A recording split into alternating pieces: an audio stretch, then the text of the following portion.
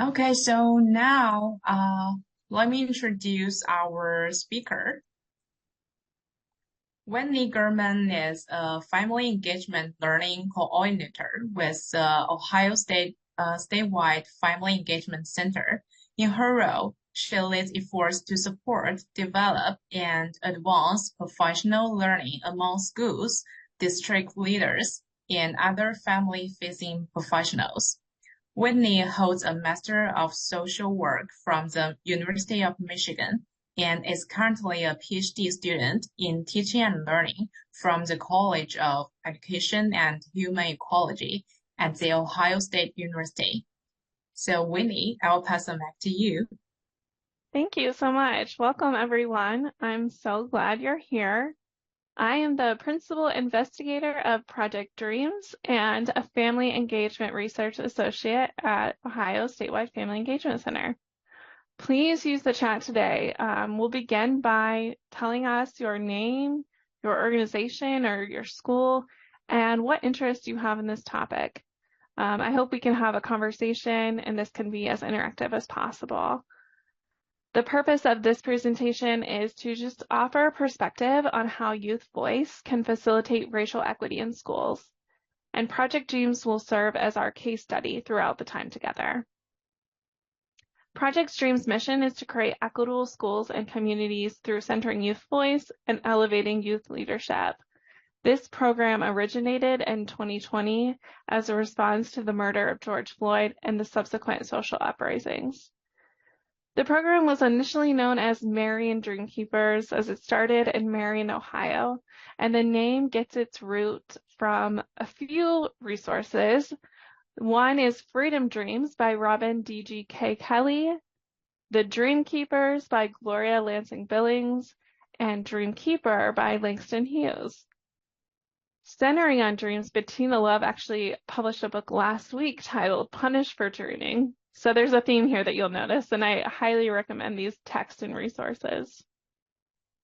Since 2020, the program that was initially dreamed of in Marion, Ohio, has evolved and expanded into local communities across Central Ohio, with the most recent initiative happening in Delaware, Ohio.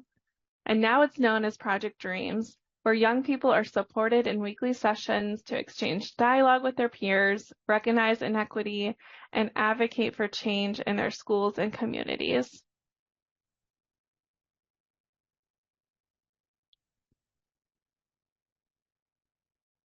More than ever before, children need the support of racially literate adults. So this is a picture of me in the 3rd grade. I was a student in Mrs. Porceline's class at East Elementary. The school was built in 1851 in Mount Vernon, Ohio.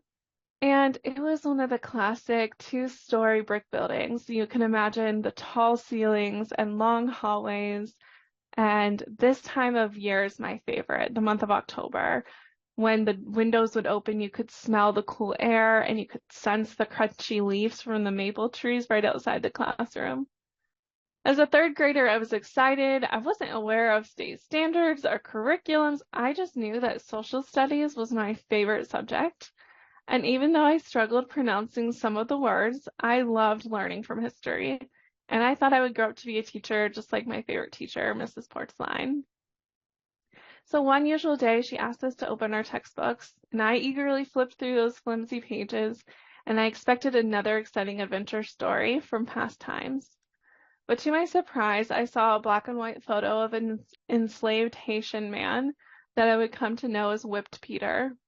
The period was 1863, 12 years after my elementary school was built. Today, some might criticize Mrs. Porcelain's curriculum as indoctrination or critical race theory, but in that moment, as a 3rd grader, I felt empowered by knowledge. Mrs. Porcelain was the teacher that was responsible for introducing me to the consequences of settler colonialism, the institution of slavery, the civil rights movement, and the other advances of Black people in our country. Now you see in the picture, Mrs. Porcelain was a white woman. She modeled the desperate need for learning and practicing accountability among white people. She was and has been a few productive examples in my life of doing so. And so today I follow her example. I'm motivated by the pursuit of truth to inspire others to take responsibility and to champion justice. And I dedicate this presentation to her, and I invite all of us into that same spirit that Mrs. Porcelain had. I hope that we can collectively create a space today where we approach any reluctance with curiosity, with greater flexibility, and most importantly, with compassion. So at the end of today's session, I hope you'll be able to describe the values of youth voice and racial equity, that you'll be able to generalize the findings of Project Dreams and apply concepts in your own school or organization, and identify factors that push or pull your school or organization in the direction of a youth-led racial equity initiative. Thank you so much for being here. As we begin, I also want to acknowledge and pay tribute to our ancestors and all those living that have devoted their hard work, their wisdom, and their life experiences to support and nurture our communities. I especially want to recognize individuals who have tirelessly worked for decades to make schools in Delaware, Ohio more equitable and inclusive. Before his passing, Mr. Harry Hart, he's there in the middle, he's kneeling and he has the hat above his chest. He shared this newspaper article dated 1968. And I know you can't read the text, it's too far away, but what it describes is how in the 60s, Hayes High School students advocated for Black studies courses, Black counselors, and Black representation. I deeply respect and honor the efforts of Harry Hart, as well as the other folks on the screen, like Miss Brenda Holmes, who was the first African American to run for school board, Miss Tamika Vincent Reed, who's a champion and organizer for racial justice in our community, and the Butler family, who you'll often see protesting on causes that affect youth and families in our community. There are countless others that I haven't named whose labor has shaped the history of our community, both in visible and in invisible ways. And that's important to first acknowledge and to recognize that power isn't just about controlling resources, but it's also who receives attention. So let me state the obvious. I am white. I've been white my whole life. I acknowledge that I am unintentionally reinforcing norms of whiteness and white superiority in presenting to you today. And to the extent I'm able, I disavow my privilege and I commit to making an effort to center Blackness and the voices of youth that have been marginalized. But I will fall short. If I inadvertently cause harm to anyone in this space, please do not hesitate to inform me. My contact information is available at the end of the slide deck. You can also send me a message. I am committed to listening, learning, and making the necessary corrections. And again, I invite everyone to use the chat to offer their contributions on this topic.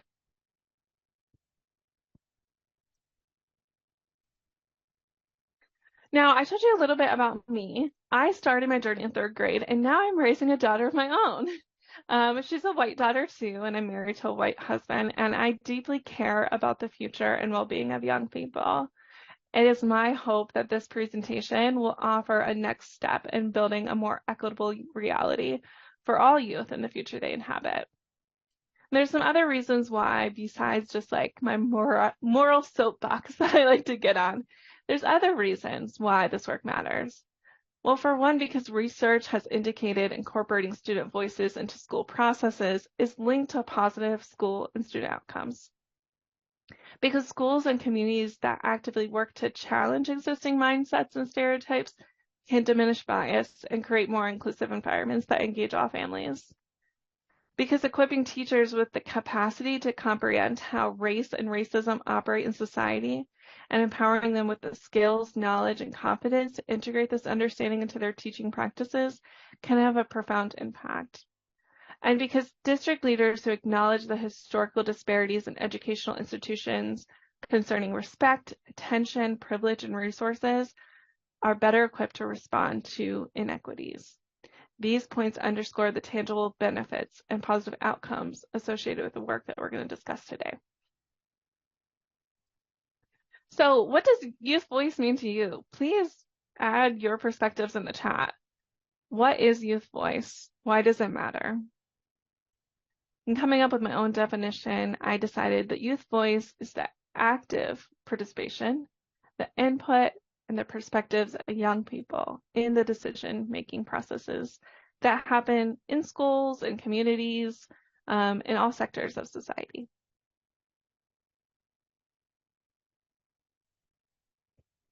Youth Voice gathers feedback on existing policies and practices and empowers youth leadership and decision-making.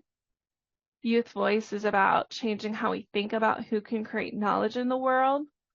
It helps youth learn skills like asking questions, finding evidence, and presenting our ideas. Youth Perspective also provides us insight into issues faced by young people, what they go through, and the challenges that we have sometimes as adults created for them. And what I've noticed about young people and when they share their voice is that they begin to feel more confident. They sit up a little straighter and they start to believe they have a say in society. And I'm going to show you videos throughout the presentation today, and I wish I had videos of before and after, because some of the young people that started in the program were humble and quiet and took up less space, and by the end you can see their confidence grow and just even how they hold their bodies, smiling and shoulders back and feeling strong and empowered. I assume you're here because you work with young people. Let me talk a little bit about that. A lot of us are driven and have passions and interests and have a lot of success to share about our work with youth. That's true, and also in our work with youth, especially with youth of color, there's a tendency to problematically view them as either needing a savior, a white savior, to rescue them out of their challenging communities, or as needing reform because they could be seen as danger to their communities. And what often gets overlooked is this profound understanding that young people can be integral into school leadership. Youth, their families, and their communities possess a wealth of knowledge. We talked about this in the keynote already a little bit today, this idea of funds of knowledge, referring to the cultural practices and knowledge embedded in the daily routines of families. So this is like language, traditions, holidays, food, caregiving practices, chores, and more. Sometimes we might perceive these aspects as separate from what happens in school, but the perspective by Joyce Epstein underscores that young people exist within a sphere of influence that overlaps with school, family, and the community. This theoretical perspective assumes that both families and schools operate more effectively when they foster interconnection and regularly share valued information, advice, experiences among their members. Some might even argue this is a theme that can be found in Ubuntu. I am because you are. So an example of knowing that this is when our spheres are disconnected, when there's a rupture, you might hear educators say, if families would just fulfill their role, we could do our job. Or you might hear some families express, I've raised my child, now it's your responsibility to educate them. These statements is what reflects a belief in separate spheres of influence. We can respect why it's been this way because historically academic and social institutions have excluded youth, families, and communities of color, and the effects have been profound. It may not be our job as educators to correct and address the historical trauma, exclusion, and injustice, but it is our job to comprehend how race and racism operate in society and to honor the cultural knowledge of Black and Brown parents. The most effective partnerships with youth arise when we acknowledge that these three primary spheres of influence aren't operating independently, rather they reinforce each other. So this might sound like, as a parent, I generally need to understand what's happening in school to assist my child. And teachers too recognize the funds of knowledge of families. I'd like to show a quick video to give you an example of youth voice around racial equity. Project Dreams elevates youth of colors as leaders in their school. So through weekly sessions, the young people have exchanged after-school dialogue on topics like race, racism, microaggressions, anti-Blackness, and racial equity. These learning spaces support the development of positive racial identity and then later deepen their perspectives on racism and how to undermine it. Now, realizing there's a connection oftentimes between economic oppression and racism, Project Dreams established the practice of compensating youth for their time and their intellectual contributions. They were given a $500 stipend to participate in a program that ran October through March. And we also provided technology for youth who opted to take photographs and map their experiences around equity or inequity in their routes to school, in the community, and within the school building.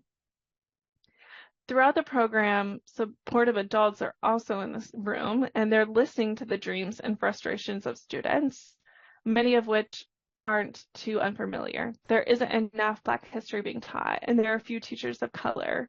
So I know right now you're seeing a black screen. I'm about ready to hit play, so that screen turns into a video where, in this culminating event, Equity Day, youth present their findings to share with the school and with the community. As you watch, I want you to be inspired to write down the questions you have, the connections you're making to your own work, because then we'll do a little bit of an activity together to process what we've seen here today. What you'll see in Equity Day is genuine calls to action from the young people.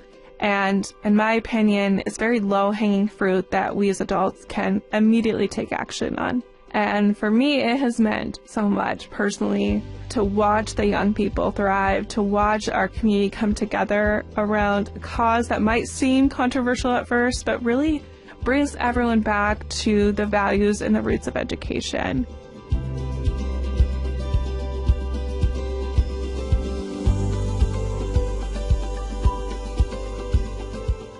Project Dreams allows us to center students' voice, experience, stories, and prioritize what matters to them.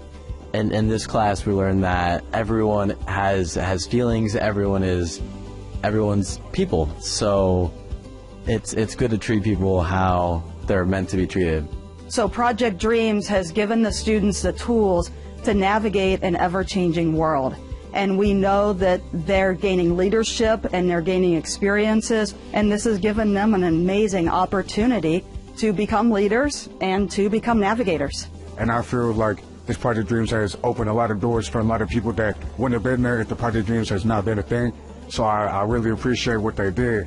One of the things that we're tasked with at the Health District is to assess the community. With this project, it's not using those traditional ways to assess our community. It's using the youth and their voices to really drill down qualitatively and really see what is affecting them and making them part of the process to hopefully help us come up with some solutions. It means more of we can come together as one and we're not all alone. If you don't talk about it, it'll make it worse. You don't want to repeat history. Because we could see in the past the mistakes we made, so we don't want to do that again. It allows us to actually do a deep dive of how we're feeling, how are we understanding those terms and the definitions that come with it, and being able to work together to have the conversation to help each other learn and engage. We want all of our students to have a sense of belonging, that no matter who you are, what your background, where you come from, when you walk into our schools and you participate in education, you belong there. We want to implement this in our community. And so it just gave a new sense of purpose, I think, for our team to, be able to work with these young people in a different capacity, for a very important cause. And so in order for everyone to thrive, we have to have the difficult conversations. We have to address the elephant in the room. And in order for all of us to succeed, we have to lift the next person up. So it's important that we do the work and we lift up everyone around us. So again, all of us win when communities create environments of belonging and equitable outcomes. So it's so important for schools to invest in projects like Project Dreams that allow students to bring their full selves, their unique identities, unique expressions, unique interests and talents, and allow them to just be.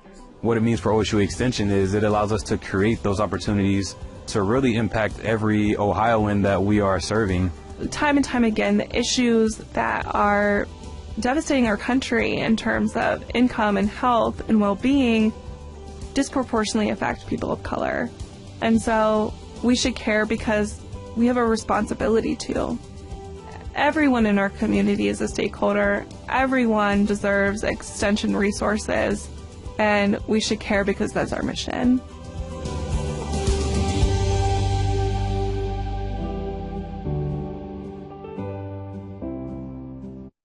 What you'll see in Thank you for allowing me to share that video with you and the work of the young people. I would love at this time to get your reaction to the video. Our moderator is going to place a link in the chat, or you can scan the QR code. Actually, Ray, it's a different link. This is going to be the link for the Google Doc. So you can scan the code to get there, and then Ray will work on that full link. But think about one of three things. You can respond using your head. Like, what did you think about as you saw the video? What questions do you have? Or you can lead with your heart. What was something you saw that inspired you? What was a connection that you made? Or some of us are doers and ready to take action. So how could you see the elements there and already be thinking about how could I apply this to my school or organization? Please go ahead to the Google Doc. I know we'll be kind of like writing all over each other, but that's honestly what makes the collaboration fun, in my opinion. And then some of you feel free to also come off mute to elaborate on what you've shared there. It's so fun to see the responses that are coming through. And if anyone's having some challenges too, you can raise your hand. We can help you access the document.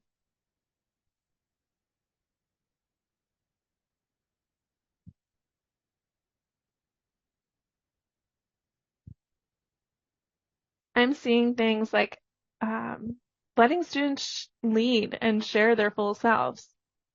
Okay, you're having some challenges with accessing the document. If you are having challenges, we can use the chat too. If you add your comments in the chat, we can transfer those over as well. Sorry you're having some issues. I'm also seeing like being able to appreciate and hear the students talk about the matters of race and not ignoring it. That's a really good one. Some of us are wondering, like, what does this look like for early childhood professionals? How do we incorporate the voice of young people that are really small? Belonging. Oh, we're going to talk about that. Thank you for whoever added that part in. Does anyone here also, as we were seeing the chat come through, does anyone want to come off mute and share how the students understand the past impacts the present and the future? Yeah, I really appreciate that point. What you didn't see there in the video too is during one of our weekly sessions, we actually had elders in the community have a panel. And so the youth got to hear from folks like Harry Hart, who had been doing this long before they were even born, long before I was born, to really give them that context of the work that we're doing is not new, but it's building off of work that's already been started. If I could just add to that, I think that that is so crucial because often youth don't recognize they're often thinking in the moment, and there's not a lot of forethought or thoughts for the future and how this impacts my future. So to hear them say that, I thought that was really important. Thank you so much. Yeah, young people can just be like right there in the present and kind of forget about future and past work. And I think you bring up a really good point.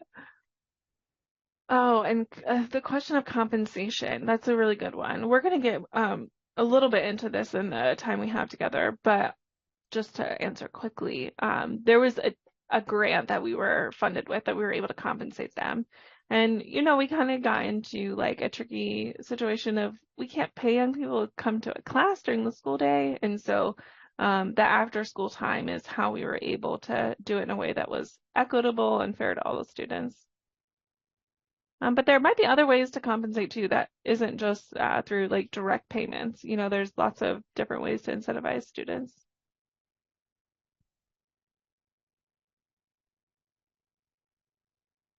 Yeah, that's right, Pat. That was Nelise who pointed that out. And Nelise did our branding for Project Dreams. You'll see throughout the presentation, there's a few slides with our logo, and that was created by Nelise. Some exciting work that we have up ahead with Project Dreams is there's going to be a billboard campaign that is sponsored by our health department that elevates their stories, and will link the community back to the website to learn more. So let me kind of transition to that. Like, what does happen after they share their stories is usually there's a call to action, and you can see 14 of those calls to action that really gets summarized as a need for more racially literate adults. You know, things like not stereotyping, not perpetuating microaggressions, including a curriculum that reflects their history and culture. You know, as some of us are already shared before, that race is often treated as a controversial topic, and there's a tendency to avoid talking about it in schools. Some teachers find discussions on race as too sensitive or too complex. Others feel restricted, fear punishment, or just are afraid of being labeled as racist and saying the wrong things. And some would argue that one of the reasons behind this reluctance is the absence of racial literacy, a skill and a practice by which individuals can discuss the implications of race and American racism in constructive ways. But there's been countless examples of racially literate teachers that can distinguish between real and perceived barriers in their classrooms and be able to link that to institutionalized systems that govern our schools and society. And district leaders can make evidence their commitments to educational equity for all students. And our hope, too, is that the community is changed by this program, that there's more open-mindedness and a commitment to inquiry and reflection.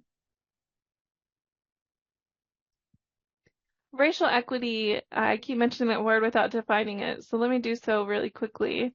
Racial equity is a concept that's all about making things fair for all people of all races. So imagine a race where everyone is trying to get to the finish line, but some people have a head start because of the color of their skin. Racial equity is like making sure everyone has the same chance to reach the finish line. No one gets to go, first in line. Everyone starts at the same place. Some people have advantages because of their race, like if getting better jobs, better education, better opportunity. And racial equity is working to change this so that everyone has an equal chance to succeed. A lot of times in the space of DEI, diversity, equity, inclusion, equity is the thing that can be the hardest to put into practice. It's sometimes an obscure term and can feel so big that we don't know where to begin. So I want to give some resources to help us really put equity into a practice. And that's first by ensuring access to bias-free environments and a sense of belonging or mattering in school. And then secondly, by a commitment to action through advocacy and distribution of resources. In 2019, the Annie Casey Foundation's Equity and Inclusion team engaged youth of color, elders, thought leaders, and youth movement organizers to define what would it take to create a truly inclusive environment in which young people feel they belong.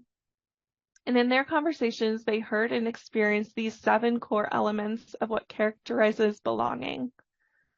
The first is an extravagant welcome. You belong. A ceremony that acknowledges and invites young people to bring their whole selves into a space. Being seen. Youth of color experience this in different ways. For example, Indigenous youth often feel invisible and really desire to be seen for who they are, whereas African American students feel they are seen, but often in a negative way. So their desire is to be seen differently. Being affirmed. Whiteness is affirmed in every aspect of life. Youth of color are also looking for this affirmation. Culture.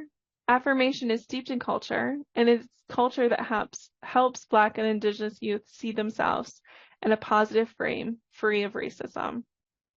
Their identities are affirmed by hearing and learning of their contributions, the power and resiliency of their people.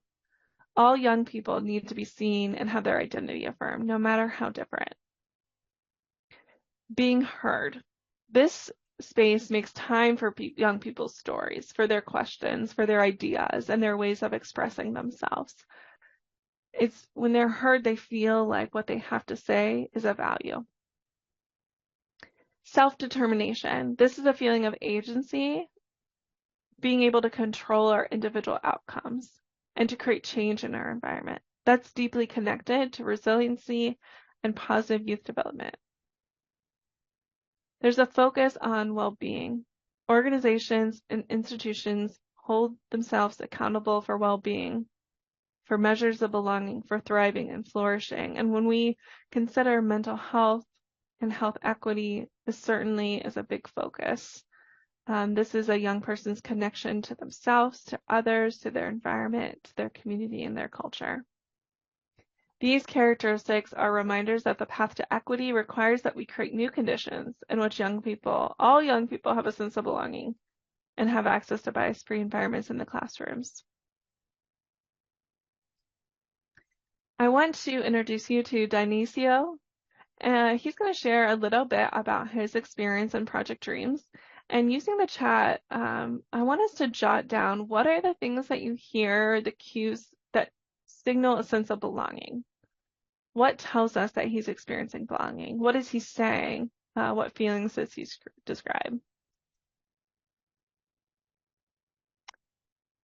Well, Project Dreams means for me, it's been a real big experience because where I'm from Utah, and there's not a lot of programs and stuff like that that embrace people's historical blackness. You know what I'm saying? So I feel like this whole project and the Project Dreams has been a really big supporter in helping Black students find their voice and find who they are in the world and in their place in schools, so that the students feel more welcomed, and it's a better learning environment. I've had a lot of issues with learning and stuff because of racial inequalities and stuff like that, and I feel like this Project Dreams has opened a lot of doors for a lot of people that wouldn't have been there if the Project Dreams has not been a thing. So I really appreciate what they did, and I feel like this program has really helped excite blackness a lot more than people show, or any race in that. Well, I really appreciate everything everyone got going on around here. This day was a really good day with the whole equity day. I really appreciate Dave and my voice has been heard. I feel like what I've been saying has been taken into account and been used for good more than bad. But today I really appreciate the program, and it's a really cool program to be in. I really like it. So thank you for what's coming through the chat, and thank you, Dionisio. Dionisio graduated, but he is returning to Project Dreams in the upcoming year as a facilitator. This was the intention, is that I would not be the one facilitating this program forever, but it would become really a peer-to-peer program. The students are so much better off without me in the way when they can talk to one another. So I'm really excited to see that happen. Does anyone want to come off mute and kind of share their reflections?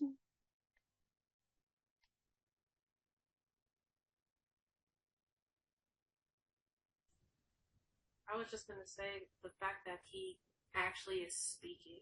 I feel like that to me is a sense of empowerment right there. Like so many times as a person of color, it's hard to actually speak and know that, one, you're going to be heard, two, you're going to be taken seriously. You know, what prejudices are people going to make? So the fact that he feels safe enough to speak, that to me is a sign that, you know, this is a good program and it's working, and that he feels belonged.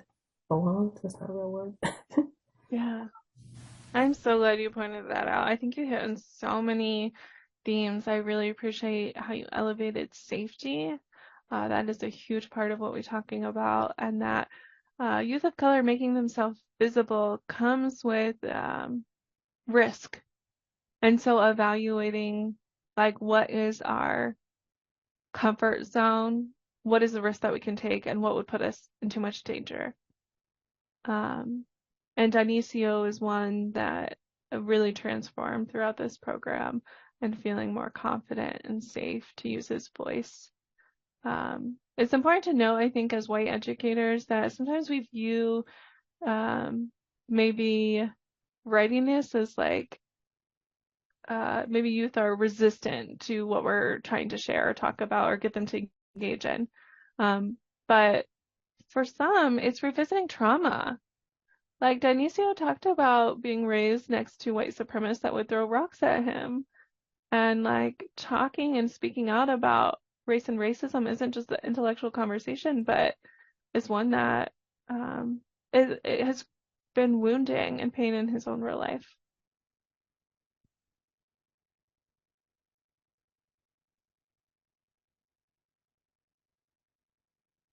Thank you for everything that's coming through the chat.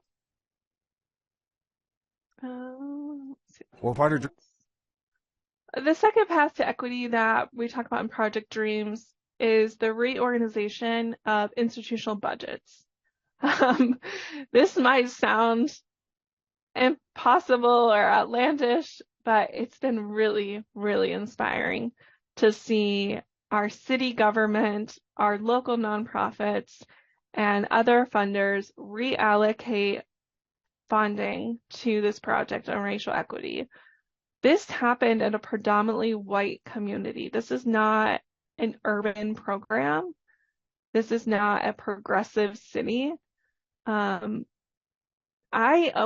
think it's the youth that have such influence and power to persuade others that the work of racial equity is not something that we have to be afraid of, that it's one that benefits all of us. And to just see how materially and non-materially resources are being redirected specifically for youth and their racial equity work. So I'm talking about those direct payments, but also if we're limited by that, there's ways that we can redirect what we already have to racial equity work, the technology that we have.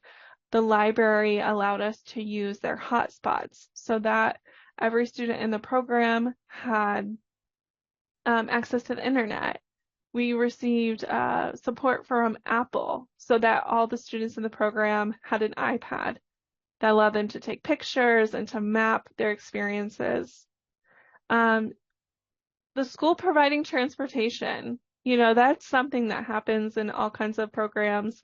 And we do it a lot with youth of color that are involved in sports, but we do it less with youth of color that are involved in work like this. And so having transportation week to week, having meals and after school snacks, those are the kinds of ways that we can redistribute our budgets and our resources to students that have historically not had as much access.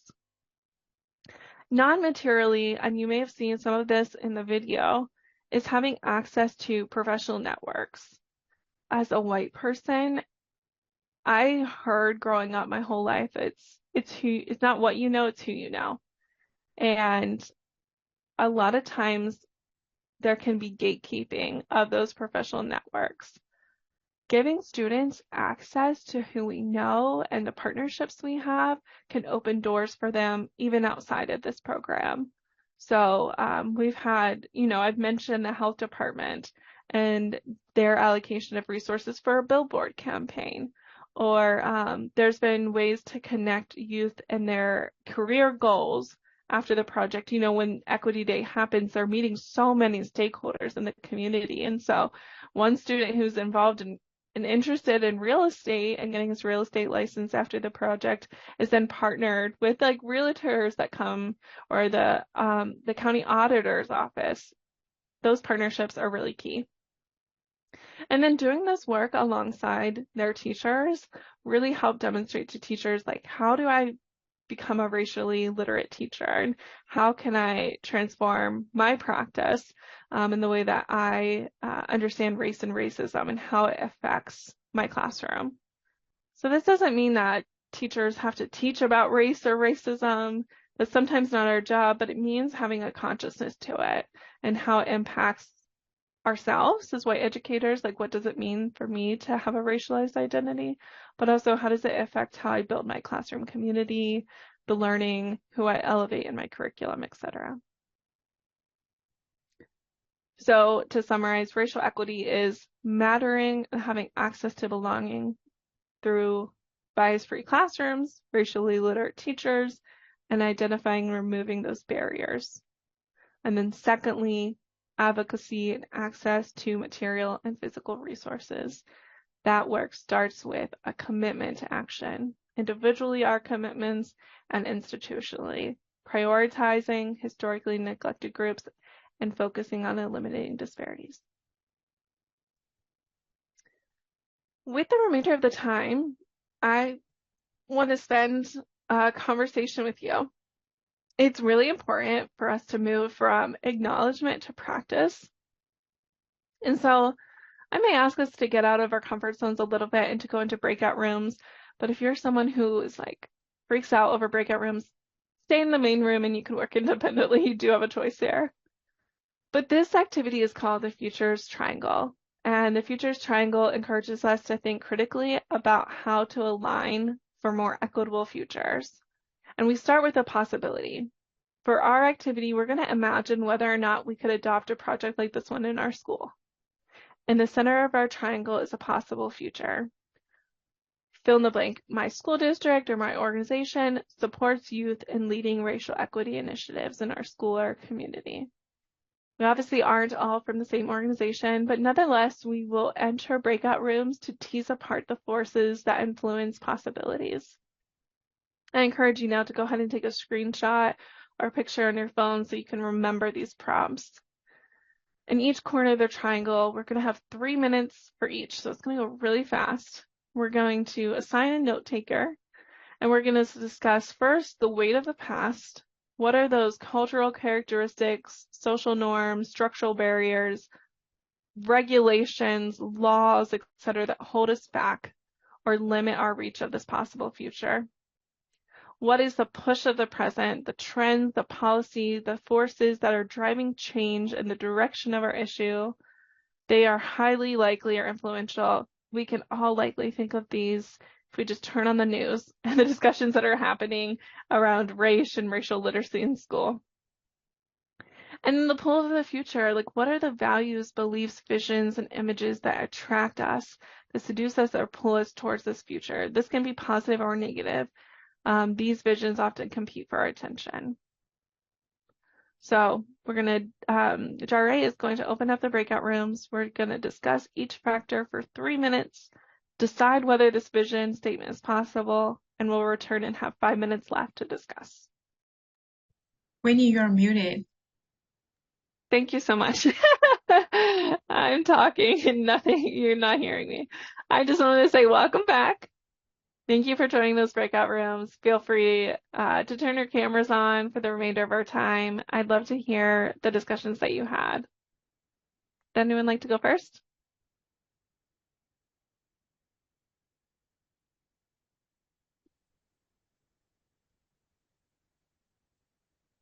I guess I'll go. William and I were in group 4, and we were pretty much talking about systemic racism and where we are. And we just feel like our areas are really stuck in the blue triangle in the past, just because I know I'm personally having issues in my district and my school with the microaggressions and just I would have to say one of maybe 4, 5 out of a staff of 80 of a person of color. So it's very vanilla, and how the majority of the staff think that it's okay to mock Black culture and to bring in guest speakers for PD days. And it's just not okay. And I'm one of the few that have a problem with it. And then when you see the differences of how you're treating our brown kids, that might have a bad day versus a white kid who's throwing a desk and they have to clear the room.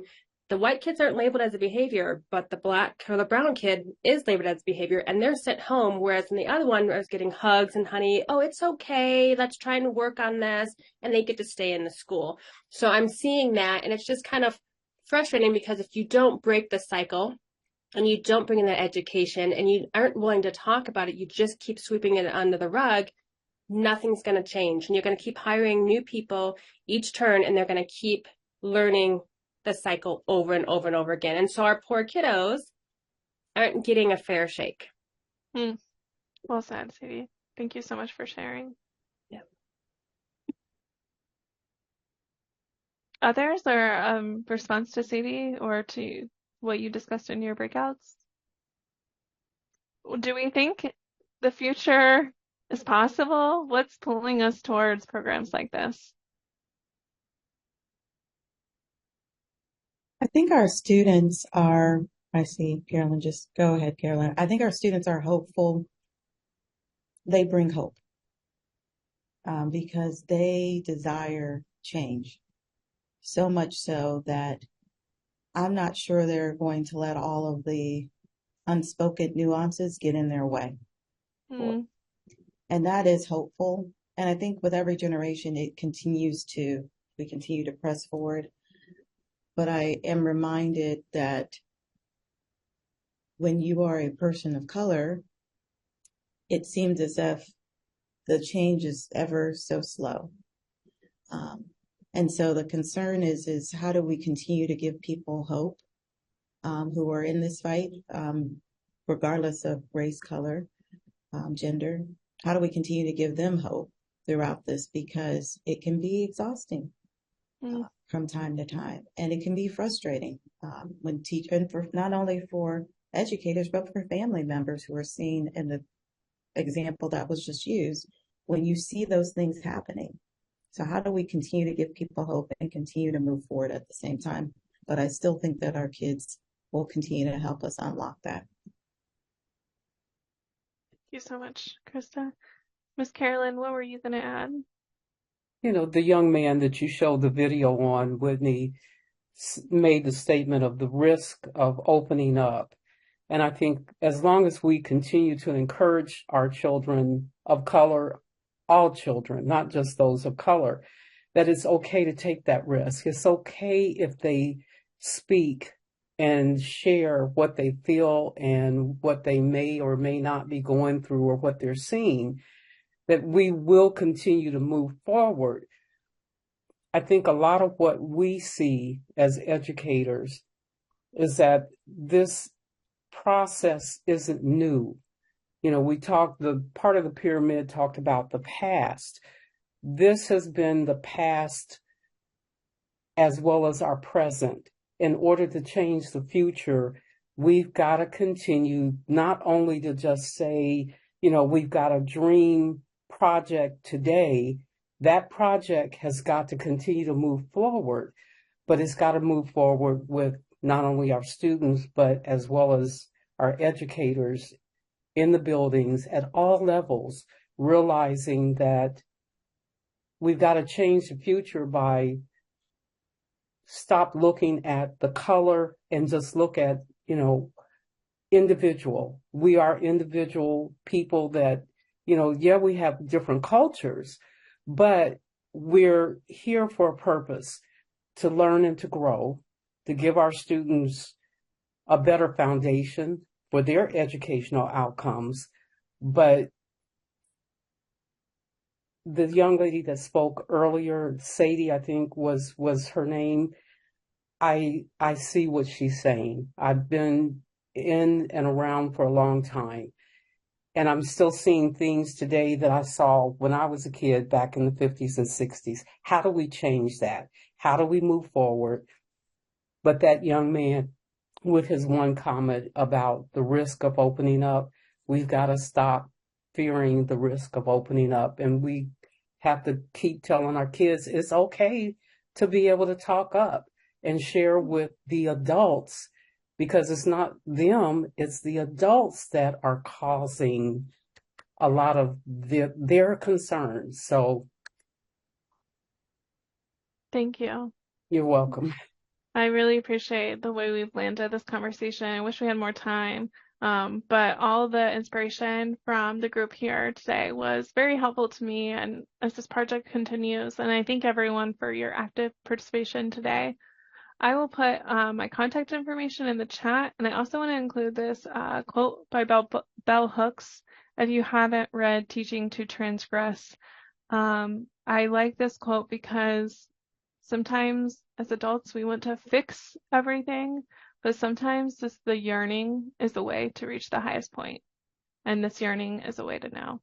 And so thank you all for today, and I hope you have a great rest of the day in all of your sessions. Hey, thank you, Whitney, for sharing your time and knowledge with us today. So